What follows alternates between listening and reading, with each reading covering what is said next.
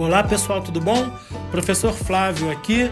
Vamos ao 5º episódio, né? Voltando para o assunto que a gente está tratando há 4 episódios já. E eu acredito que vocês estejam gostando, porque para quem gosta de geopolítica, essa aula é interessantíssima, tá?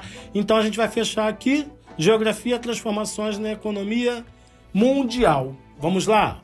Recapitulando mais ou menos tudo aquilo que foi tratado, tá? Ó, processo de globalização que a gente falou lá no primeiro episódio. Lembram disso? Com o fim da Guerra Fria, tá? Fim da Guerra Fria. A gente está falando o quê? 1989, queda do Muro de Berlim. Inclusive aqui no Brasil quem fez a cobertura da queda do Muro de Berlim foi o Pedro Bial, sabiam? Ou seja, Pedro Bial participa de um momento histórico do mundo, tá? Ele estava lá fazendo a cobertura. Que aconteceu em 1989 e em 1991, né, no apagar das luzes de 1991, Mikhail Gorbachev e Boris Yeltsin colocam fim ao quê? A União das Repúblicas Socialistas e Soviéticas. E aí o continente europeu ele acaba se vendo pressionado, né, um pouco depois, a criar o UE. O UE, o que vem a ser o UE? União Europeia, tá? Então, com o fim da Guerra Fria, novas correlações de poder se estabeleceram no mundo entre os Estados nacionais, compondo um novo ordenamento geopolítico mundial, formado por novas correlações de forças sob a liderança dos Estados Unidos. Querendo ou não, se você parar para pensar, os Estados Unidos ele sai meio que vitorioso no fim dessa Guerra Fria. Porque assim, era uma guerra ideológica mesmo. Não tinha ataque direto entre os países, não. Tem uma música da banda Alphaville, não sei se vocês conhecem. O nome da música é Forever Young. A música é linda. Em que é colocado meio que isso daí. Tem uma hora que eles falam, vocês vão estourar essa bomba ou não? Né? Porque ficava meio que naquele ou não é, porque eles faziam uma ameaça indireta. Se a gente for parar para pensar, é como se fosse aquelas pessoas piadistas, tá? Que uma tá meio que de mal com a outra e ao invés de chamar para conversar, solta uma piada. Então ficava naquele negócio de que, fica de muita graça que eu tenho uma bomba atômica, né? Se ficar de muita graça eu vou explodir uma bomba atômica. Era mais ou menos isso que acontecia. E a música ela faz esse questionamento. O grupo Scorpions também fala alguma coisa na letra de uma música deles que eu não tô lembrando muito bem agora. Eu acho que é Changing, que mostra também esse lado voltado para essa guerra ideológica que existia entre os dois países. Então era assim, a União Soviética lançou o Sputnik, a cadela laica, lembram disso? Ao espaço. Aí os Estados Unidos lança Neil Armstrong, que é um astronauta até a Lua. Então fica meio que nesse negócio de que qual é o estilo de vida melhor? Qual é o mais avançado? Querendo ou não, os Estados Unidos ele tinha uma coisa que favorecia muito ele, que era o cinema, por exemplo.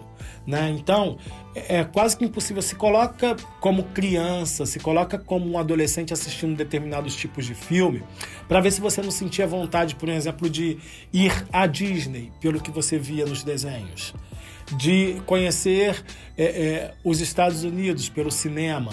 Né? Então, querendo ou não, eles vendem, abre e fecha aspas, essa ideia de que o mundo capitalista é muito bom. É discutível, mas eles vendiam essa ideia. Então, quando você tem ali uma Alemanha que passa a ser unificada, quando você vê o enfraquecimento do socialismo dentro do continente europeu, quando você vê o fim da União Soviética, querendo ou não, você chega à conclusão de que o capitalismo ele saiu vitorioso nisso tudo. Agora, é claro que toda opinião ela é respeitada. Eu respeito toda e qualquer pessoa que tenha uma ideia socialista, tá? Não é a minha visão. Mas eu respeito qualquer pessoa que tenha a visão socialista.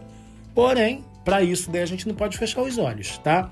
Fim da Guerra Fria, quem sai vitorioso são os Estados Unidos. Quem sai vitoriosos são os Estados Unidos, mostrando o capitalismo, certo? Esse ordenamento estendeu o capitalismo por praticamente o mundo todo, tá? É verdade. Praticamente todo o mundo todo é capitalista.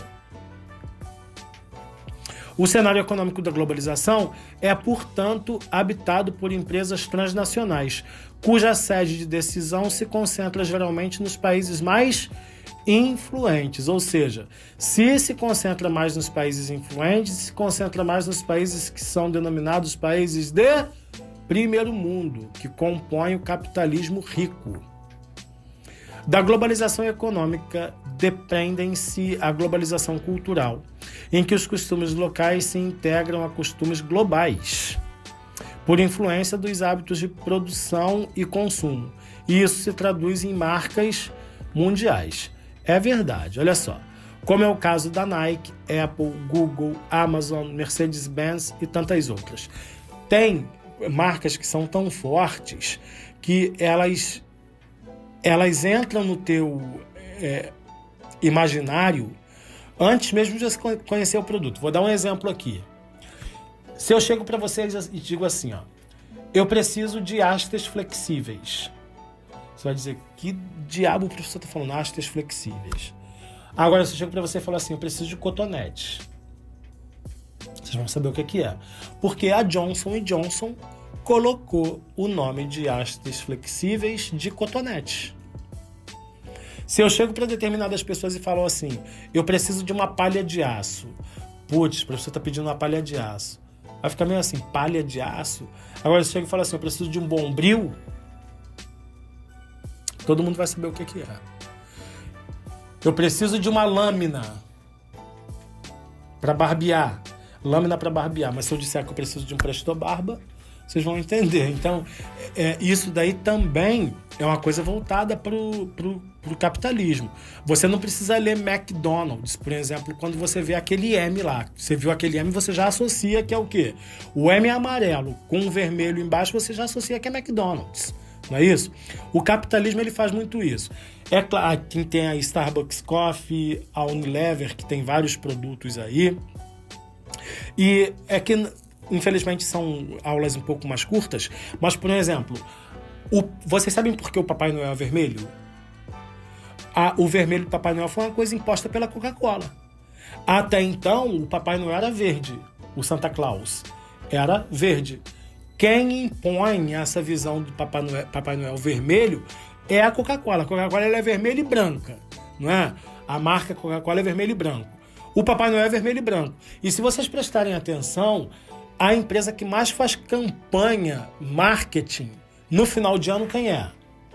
É a Coca-Cola, tá? Você vê aqueles carros coloridos, né? Aqueles carros iluminados lá com o Papai Noel, porque é como se Papai Noel fosse possessão dela.